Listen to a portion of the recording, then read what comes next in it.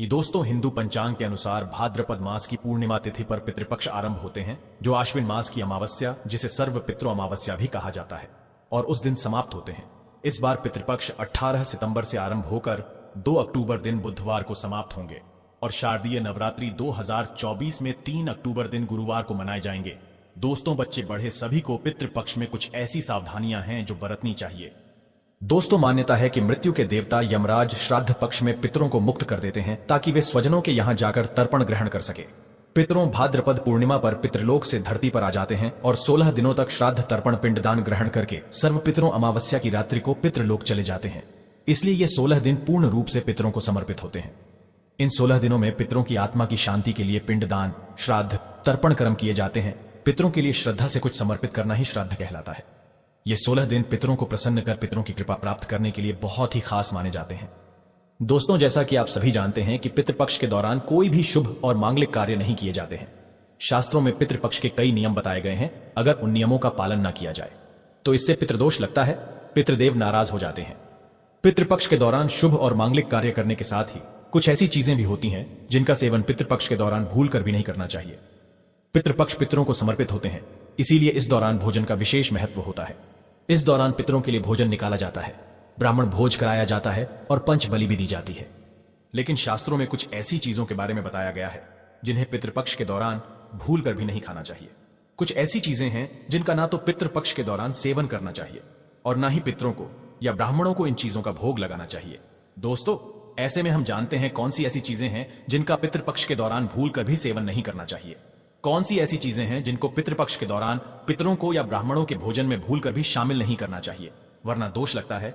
आगे बढ़ने से पहले अभी तक आपने हमारे चैनल को सब्सक्राइब नहीं किया है तो इस चैनल को सब्सक्राइब करके बेल आइकॉन जरूर दबाएगा। सच्चे दिल से कमेंट बॉक्स में लिखे ओम नमः शिवाय।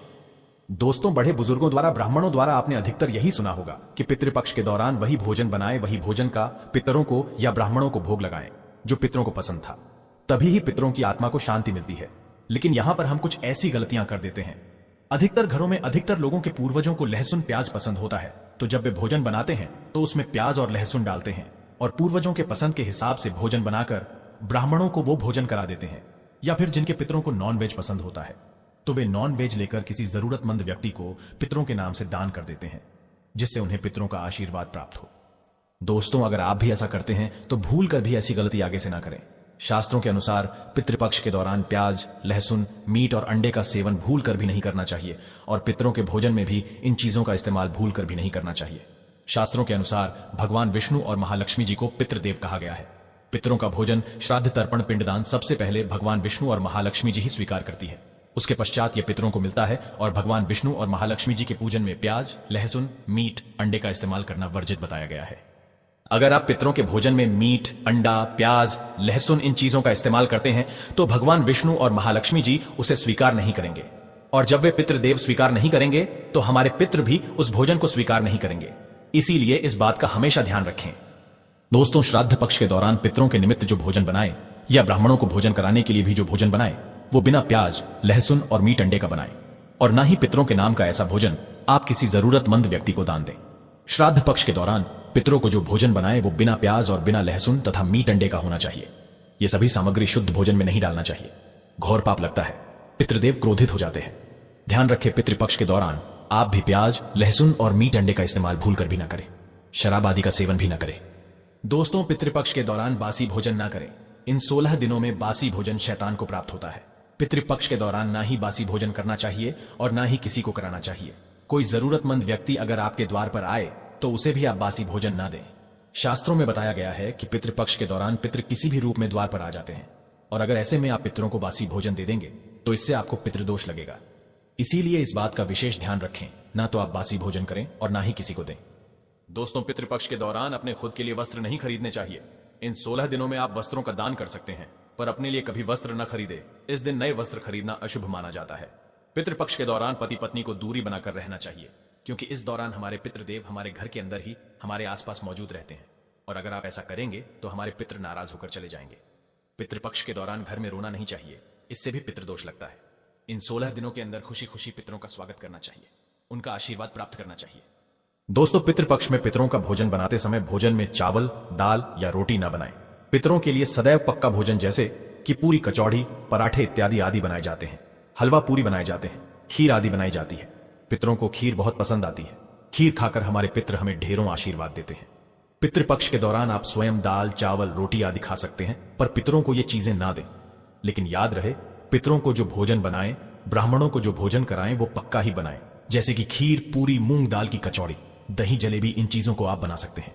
लेकिन याद रहे, पितृपक्ष के दौरान घर में मसूर की दाल नहीं खानी चाहिए। शास्त्रों में इसे वर्जित बताया गया है।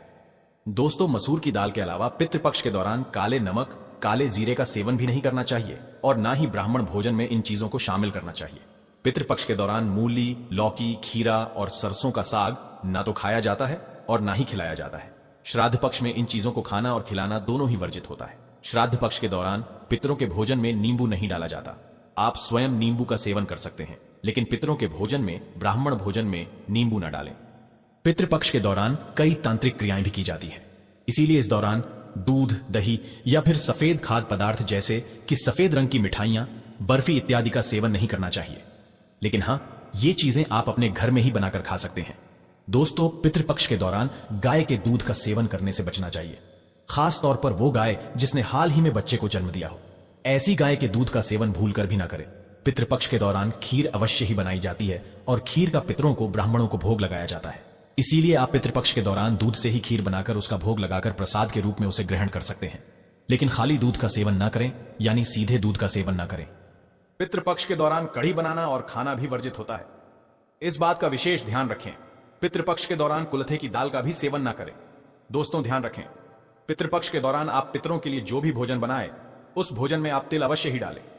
पितृपक्ष में जो पितरों का भोजन बनाएं, ब्राह्मणों को जो भोजन कराएं या पंचबली लगाएं या किसी जरूरतमंद व्यक्ति को पितरों के नाम से भोजन दें, उस भोजन में थोड़े से काले तिल अवश्य ही डालें। शास्त्रों के अनुसार जिस भोजन में काले तिल होते हैं वो भोजन पितृ ग्रहण करते हैं, लेकिन जिस भोजन में काले तिल नहीं होते हैं उसे भूत पिशाच ग्रहण करते हैं। इसीलिए इस बात का विषय ध्यान रखें। दोस्तों, पितरों के भोजन में काले तिल डालकर ही आप पितरों को भोग लगाए काले तिल भूत पिशाचों से श्राद्ध के भोजन की रक्षा करते हैं। इसीलिए इस बात का विशेष ध्यान रखें। पितृपक्ष के दौरान गलती से भी अपने पड़ोसियों का भोजन भी कभी नहीं खाना चाहिए। पितृपक्ष के दौरान उधार लिया गया पैसा अशुभ माना जाता है, इससे उल्टा कर्ज का बोझ और बढ़ जाता है। दोस्तों, पितृपक्ष में कोई भी ऐसा कार्य ना करे जिससे हमारे पितृ नाराज हो जाए। आप थोड़े से ही प्रयास से पितरों को प्रसन्न कर सकते हैं। दोस्तों, गरुड़ पुराण के अनुसार ऐसे कौन से व्यंजन हैं जो आपको पितरों के लिए बनाने चाहिए? सबसे पहला है दूध और चीनी से बनी खीर। जी हां, पितरों के लिए अगर आप बहुत सारे व्यंजन ना बना पाए या आपकी परिस्थिति इस अनुकूल ना हो तो पितरों की तृप्ति के लिए आपको दूध और चीनी से बनी खीर अवश्य बनानी चाहिए, जिसमें सूखे मेवे डालकर पितरों को परोसें। इस व्यंजन से उन्हें सबसे ज्यादा आनंद मिलता है और वे प्रसन्न होकर आपके द्वार से लौटते हैं। दूसरी है कद्दू की सब्जी। गरुड़ पुराण के अनुसार कद्दू की सब्जी पितरों को बहुत अधिक प्रिय होती है। कद्दू एक सात्विक व्यंजन है जो श्राद्ध प्रसाद में अक्सर परोसा जाता है। अगर आप भी श्राद्ध का भोजन बना रहे हैं तो कद्दू की सब्जी अवश्य बनाएं और पितरों का आह्वान करते हुए उन्हें अर्पण करें। तीसरा है शुद्ध घी की रोटी।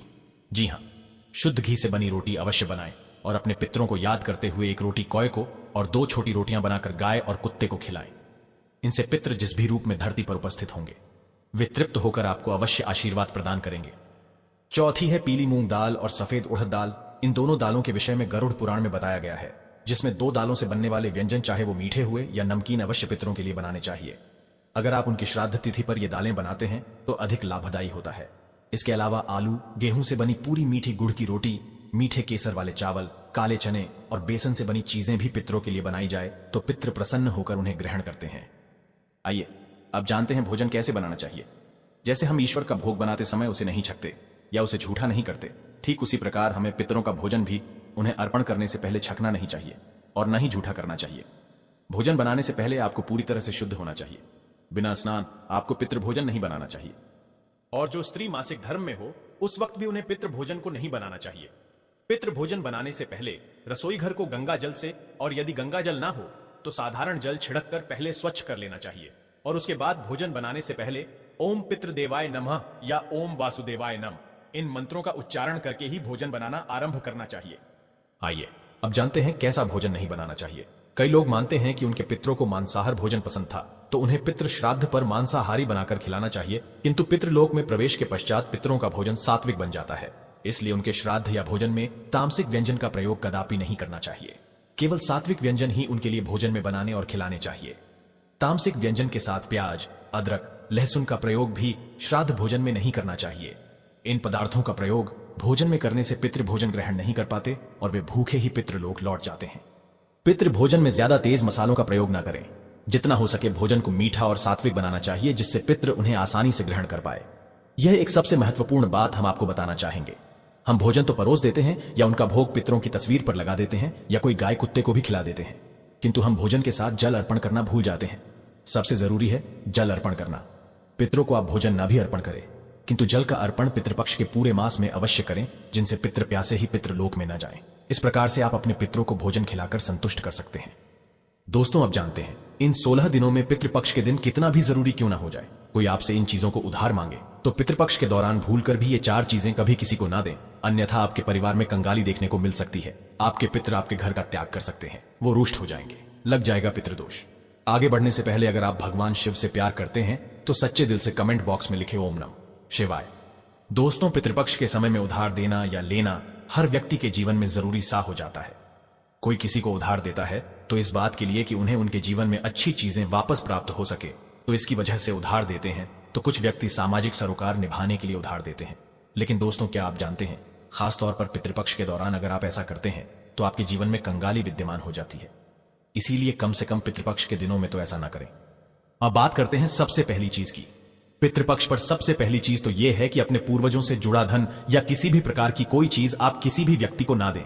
जैसे कि हमारे बुजुर्गों द्वारा दिया गया कोई चांदी का सिक्का या रुपया पैसा, या फिर आशीर्वाद के तौर में दी गई कोई कीमती चीज, या कोई धार्मिक वस्तु, या किसी भी प्रकार की कोई निशानी और भगवान से जुड़ी पूजा की सामग्री आप भूल कर भी किसी को उधार या फिर दान के तौर पर कभी न दें।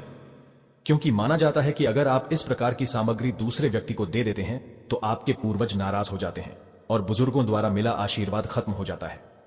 इससे पितृदोष लगता है और आपको वो नहीं प्राप्त हो पाता जो आपके पूर्वज यानी आपके पितृ जो आपके लिए करने वाले थे। तो सबसे पहले आपको इस बात का ध्यान जरूर रखना चाहिए, बुजुर्गों द्वारा कोई सम्मान में मिली चीज कभी किसी को ऐसे ही नहीं देनी चाहिए। इसे हमेशा रखें संभाल कर। बुजुर्गों द्वारा सम्मान में मिली चीज सोना, चांदी, हीरा मोती से भी कीमती होती है, इसे यूं ही बर्बाद न करें। दोस्तों, इसी तरह पितृपक्ष को धन से भी जोड़ा जाता है। पितृपक्ष के दौरान हमारे पूर्वज साक्षात धरती पर आते हैं और उनका आगमन हमारे घर में होता है और उनका आशीर्वाद सुख समृद्धि में बदल जाता है, धन वैभव की प्राप्ति होती है। तो इस बात का ध्यान आपको जरूर रखना चाहिए कि पितृपक्ष के दौरान भूल कर भी कोई व्यक्ति आपसे धन उधार मांगने के लिए आता है तो आपको उसे उधार पैसा नहीं देना चाहिए, और ऐसे में आपको किसी अन्य व्यक्ति से उधार भी नहीं लेना चाहिए। ऐसी मान्यता है कि पितृपक्ष के दौरान आप जो पैसा उधार देते हैं या लेते हैं तो वो धन कभी लौट कर नहीं आता, बल्कि इस समय धन देने वाला और लेने वाला दोनों कर्ज में डूब जाते हैं। इससे पितरों का श्राप लगता है। दोस्तों, वहीं श्राद्ध पक्ष के दौरान हम अपने पूर्वजों का तर्पण करते हैं, पिंडदान करते हैं तथा गंगा स्नान आदि करते हैं। पितृपक्ष के दौरान खास तौर पर सफेद चीजें चढ़ाई जाती हैं। इस बात का ध्यान रखें, पितृपक्ष के दिन हमारे पूर्वजों को चढ़ाने के अलावा कोई व्यक्ति एकदम सुबह सुबह के समय आपसे दूध, दही, छाछ या फिर संध्या काल के समय में उधार मांगने के लिए या फिर ऐसे ही मांगने के लिए आ जाता है तो आपको भूल कर भी किसी अन्य व्यक्ति को नहीं देना चाहिए। अगर आप अपने पूर्वजों को चढ़ाने के अलावा कोई ऐसा काम करते हैं तो मान लीजिए आपके पूर्वज नाराज हो जाएंगे और साक्षात आपको अपने पितरों का क्रोध का सामना करना पड़ेगा। इसीलिए पितृपक्ष के दौरान कोई भी लेन देन ना करें। दोस्तों, पितृपक्ष में चावल के साथ काले तिल मिलाकर के दान करने से पितृदोष हमेशा के लिए समाप्त हो जाता है। हमारे पूर्वज प्रसन्न हो जाते हैं। गाय को रोटी में गुड़ मिलाकर और थोड़े से काले तिल मिलाकर खिलाने से पितृदोष हमेशा के लिए समाप्त हो जाता है। तांबे के लोटे में जल में थोड़ा सा गंगा जल मिलाकर और थोड़े से तिल मिलाकर पीपल की छड़ में चढ़ाने से हमेशा के लिए पितृदोष समाप्त हो जाता है। दोस्तों, अगर आप किसी व्यक्ति को गिफ्ट देना चाहते हैं या फिर गिफ्ट के तौर पर कोई चीज है देना चाहते हैं तो खास तौर पर पितृपक्ष के दौरान भूल कर भी आपको किसी को भी अपनी पहनने वाली घड़ी या फिर आपको बाजार से नई घड़ी खरीद कर आपको नहीं देना चाहिए, क्योंकि हर व्यक्ति के साथ उसका समय अच्छा या बुरा चलता रहता है। आपको घड़ी किसी से लेनी भी नहीं चाहिए। अगर किसी व्यक्ति का समय अच्छा है या आपका भी समय अच्छा चल रहा है और अगर आप किसी अन्य व्यक्ति को अपना समय दे देते हैं तो आपको आने वाले समय के अंदर अच्छे परिणाम देखने को नहीं मिलते हैं। इस बात का आपको जरूर ध्यान रखना चाहिए। दोस्तों, इसी तरह पितृपक्ष में कुछ चीजें ऐसी होती हैं जो आपके घर की सुख समृद्धि से जुड़ी होती हैं, तो ऐसे में वो चीजें आपको किसी को भी उधार नहीं देना चाहिए, वो भी संध्या काल होने के बाद। जैसे कि कोई आपसे लहसुन, प्याज, दूध, दही, चीनी तथा उधार पैसे भी मांगने के लिए आता है तो जब सूर्य उदय होता है, सुबह सुबह या फिर सूर्यास्त हो जाता है, तब ऐसे में इन दोनों समय में आपको घर की समृद्धि दूसरों को भूल कर भी कभी नहीं देना चाहिए। इससे हमारे पूर्वज नाराज हो जाते हैं और लग जाता है पितृदोष। माना जाता है कि अगर आप ऐसा करते हैं तो आपके घर की सुख समृद्धि तथा माता लक्ष्मी दूसरों के घर चली जाती हैं, और वहीं हमारे पूर्वज भी घर में आते आते वापस लौट जाते हैं और आपको उसका अच्छा परिणाम देखने को नहीं मिलता। दोस्तों, दान पुण्य करना हिंदुस्तान की परंपरा रही है। हर व्यक्ति दान पुण्य करके पितृपक्ष का लाभ उठाता है तथा उनका आशीर्वाद प्राप्त करता है, लेकिन खासतौर पर पितृपक्ष के दौरान आपको 2 प्रकार के वस्त्र न तो खरीद कर लाने चाहिए और न ही किसी व्यक्ति को देना चाहिए। इसके अंदर पहली चीज तो है काले और सफेद कपड़े। पितृपक्ष में सफेद कपड़ा दान करने से हमारे पूर्वज प्रसन्न होते हैं और पितृदोष में कमी आ जाती है। माना जाता है कि अगर आप पितृपक्ष में काला कपड़ा दान करते हैं तो आपको पितरों का श्राप लगता है और यह आपके जीवन को प्रभावित करता है। ऐसे में जीवन में दुख आ जाते हैं, तो इसी वजह से इसका ध्यान रखना चाहिए। विशेष तौर पर काले कपड़े आप किसी को भी दान के तौर पर कभी मत देना। इस दिन थोड़े बहुत फटे कपड़े भी दान नहीं देना चाहिए। ऐसी मान्यता है कि अगर आप ऐसा करते हैं तो सामने वाले व्यक्ति के जीवन में कंगाली आ जाती है और देने वाले व्यक्ति के जीवन में राहु दोष लग जाता है और साथ ही साथ हमारे पितृ हमसे क्रोधित होने लगते हैं। तो इस बात का आपको जरूर ध्यान रखना चाहिए। पितृपक्ष के दौरान अपने लिए नहीं दूसरों को देने के लिए वस्त्र खरीदने चाहिए और दान करने चाहिए, लेकिन काला कपड़ा दान ना करें। सफेद कपड़ा दान करना बहुत ही शुभ और मंगलकारी माना जाता है। दोस्तों, महिलाओं की आदत होती है कि जब रसोई के अंदर किसी प्रकार का सामान कम या ज्यादा होता है तो अपने आस पड़ोस में मांगने के लिए आ जाते हैं, जैसे कि तेल, घी या फिर अपने घर की हल्दी। ये तीनों चीजें सौभाग्य का प्रतीक मानी जाती हैं। खासतौर पर पितृपक्ष के दौरान जिस घर में ये चीजें होती हैं तो वहां पर सुख समृद्धि बनी रहती है। तो पितृपक्ष के दौरान अपने घर से भूल कर भी इस प्रकार की कोई भी चीजें आपको उधार ना तो देना चाहिए और ना ही किसी से लेना चाहिए। अगर आप ये गलती करते हैं तो देखते ही देखते आपके परिवार पर दुखद परिणाम देखने को मिल सकते हैं और आपके घर की सुख समृद्धि दूसरों के घर चली जाती है। दोस्तों, पितृपक्ष के दौरान अगर आप किसी व्यक्ति को दान देने की सोच रहे हैं तो आप नए कपड़े दे सकते हैं, जो आपके अपने पहने हुए और अपने पुराने कपड़े भूलकर भी कभी किसी को दान के तौर पर या फिर पहने हुए कपड़े किसी को भी ऐसे ही नहीं देना चाहिए। अगर आप अपने कपड़े किसी अन्य व्यक्ति को देते हैं तो याद रखिए, कपड़ों के साथ साथ आपकी समृद्धि जुड़ी हुई होती है। अगर वो दूसरों के घर चली जाती है तो आपको इस प्रकार का सामना करना पड़ सकता है जो आपके परिवार के लिए अच्छे नहीं होते। इसीलिए इस बात का ध्यान रखें और आप पितृपक्ष के दौरान कपड़े बाजार से नए खरीद कर ही दान करें। लेकिन याद रहे, इस समय काला कपड़ा कभी किसी को दान ना करें, नहीं तो लगेगा पितृदोष। दोस्तों, बासी रोटी दान नहीं करनी चाहिए, ना ही किसी जानवर को खिलानी चाहिए। बासी रोटी हमेशा बासी ही कहलाती है। इसीलिए अगर आप अपने पूर्वजों की कृपा प्राप्त करना चाहते हैं तो ऐसे में ताजी रोटी तथा ताजे बने चावल ही खिलाने चाहिए। इससे हमारे पूर्वज प्रसन्न होते हैं। लेकिन याद रहे, रोटी में थोड़े काले तिल अवश्य ही मिला लें। सुहागिन महिला की माता लक्ष्मी से जुड़ी चीजें आती हैं जो सुख समृद्धि को बढ़ाती हैं, और यही चीजें माता लक्ष्मी को आमंत्रित करने का कार्य करती हैं। तो ऐसी चीजों से जुड़ी हुई कोई भी वस्तु आपको किसी भी महिला को नहीं देना चाहिए। सुहागिन महिला विशेष तौर से ध्यान रखें कि अपने माथे पर लगाने वाला सिंदूर तथा गले में धारण करने वाला मंगलसूत्र, और तीसरी चीज अपने पैरों में पहनने वाली पायल, और चौथी चीज पैरों का बिछुआ और चूड़ियां भी जो सुहाग का प्रतीक मानी जाती है। तो ये 5 चीजें किसी भी सुहागिन महिला को भूलकर भी, ऐसे ही चाहे आपकी बहन ही क्यों ना हो, पहनने के लिए नहीं देना चाहिए और ना ही किसी अन्य महिला की पहनने के लिए आपको लेना चाहिए। इस बात का आप ध्यान रखेंगे तो निश्चित तौर पर आपको इसका प्रभाव देखने को मिल जाएगा और देखते ही देखते पूर्वजों की विशेष कृपा भी आपको देखने को मिल जाएगी। दोस्तों, जो व्यक्ति अगर पितृपक्ष के दौरान डेली वाले नमक को दान करता है तो उसके वारे न्यारे हो जाते हैं। पितरों की कृपा सदैव उसके ऊपर बरसती है। पितृपक्ष के दौरान नमक का दान हर हाल में आपको करना चाहिए। नमक का दान गुप्त दान माना जाता है। अगर आपको सुख समृद्धि की इच्छा है और आपको अपने पूर्वजों की कृपा पाना है तो पितृपक्ष के दौरान नमक का दान करना ना भूलें। नमक का दान करने से पहले उसमें दक्षिणा अवश्य डालें तथा थोड़े चावल भी दान करें। नमक का दान सर्वश्रेष्ठ और मंगलकारी माना जाता है। आप रातों रात अपना भाग्य बदल सकते हैं। कच्चे दाल, चावल, नमक आदि दान करने से तथा उसमें थोड़े तिल डालने से हमारे पूर्वज हमें आशीर्वाद देते हैं और धन से मालामाल बना देते हैं। दोस्तों, अगर आप महादेव की कृपा प्राप्त करना चाहते हैं तो कमेंट बॉक्स में लिखे हर हर महादेव ओम नमः शिवाय एक लाइक तो बनता है।